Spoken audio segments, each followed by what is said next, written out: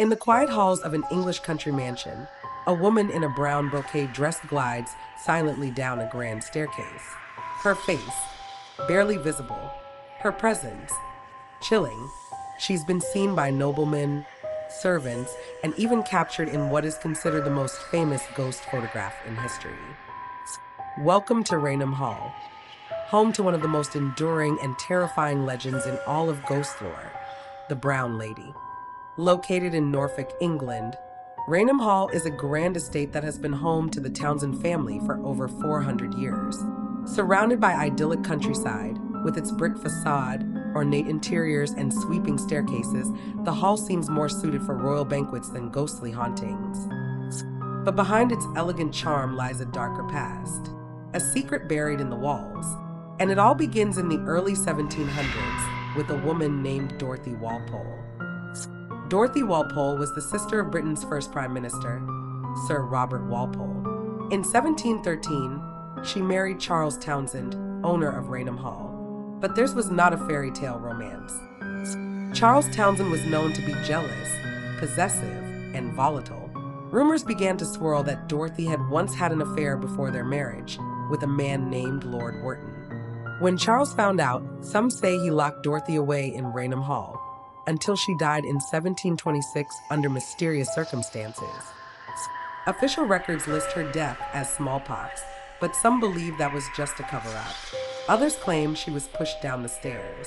Some say she died of a broken heart, and others believe she never truly left the hall at all. The first recorded sighting of the Brown Lady came nearly a century later, in the early 1800s. Guests at Raynham Hall reported seeing a woman in a brown dress wandering the corridors at night, holding a lantern. One of the earliest eyewitnesses was Captain Frederick Marryat, a famous author and naval officer. He was skeptical until he came face to face with her in 1835.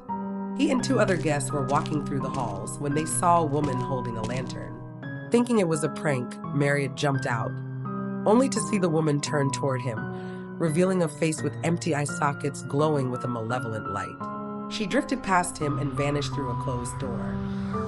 Marryat, a hardened sailor, was reportedly so terrified that he fired his pistol at the apparition.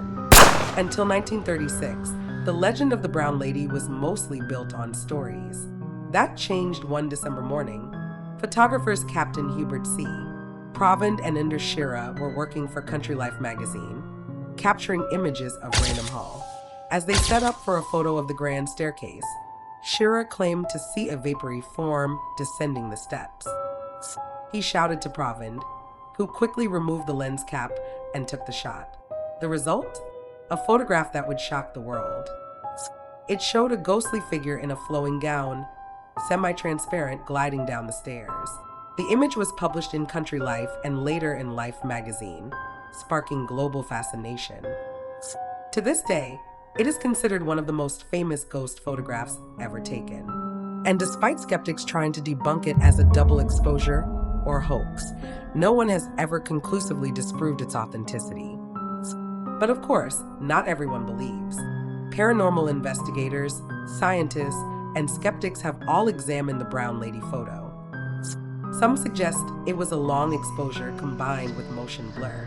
Others claim a smear on the lens or a photographic double exposure. Yet others argue it was a hoax, perhaps a woman in costume descending the stairs.